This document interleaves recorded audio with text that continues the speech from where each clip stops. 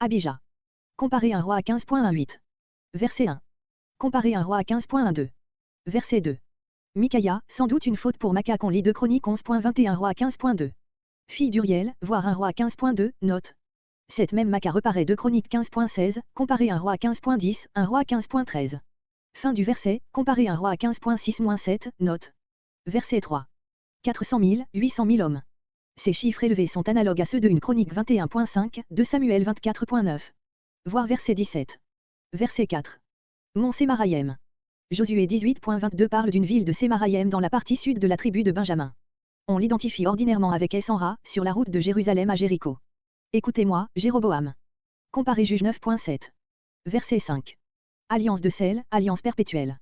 Comparez Lévitique 2.13 et Nombre 18.19, note. Abijah, dans le sentiment qu'il a d'être le roi légitime, interpelle directement les gens de Jéroboam, verset, émoticône n'en croyant pas ses yeux, verset 7.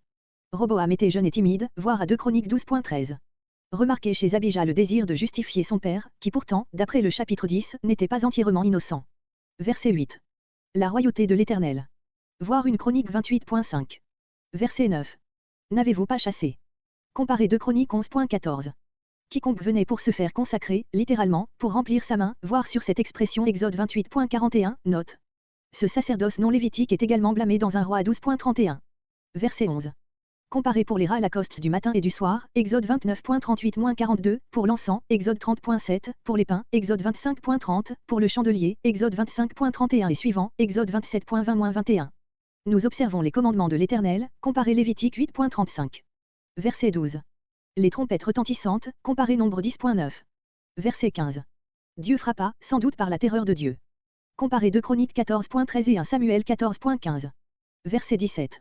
500 000 hommes, chiffre évidemment exagéré, même si ceux du verset 3 ne le sont pas. Ici et dans plusieurs autres passages on peut supposer que les copistes du livre des Chroniques ont enflé les chiffres. Verset 19. Jéchana, la vieille, l'antique, devait se trouver, d'après 2 Chroniques 15.8, dans la montagne d'Éphraïm de même que les autres villes ici mentionnées. Elle correspond probablement au village actuel de Insignia, situé à environ 5 km au nord de Bethel. Ephron, ou Éphraïm, comparé 2 Samuel 13.23, note.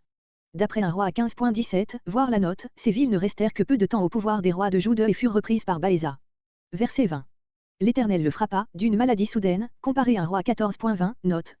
Notre texte semble faire mourir Jéroboam avant Abijah, tandis que nous voyons, par un roi à 14.20, un roi à 15.9, qu'il lui survécut. L'auteur achève ce qui se rapporte à Jéroboam avant de terminer ce qu'il a à dire encore d'Abijah. Verset 22. Le Midrash du prophète Iddo. Comparé avec l'introduction aux chroniques. Midrash, recherche, commentaires sur d'anciens écrits, principalement des écrits historiques.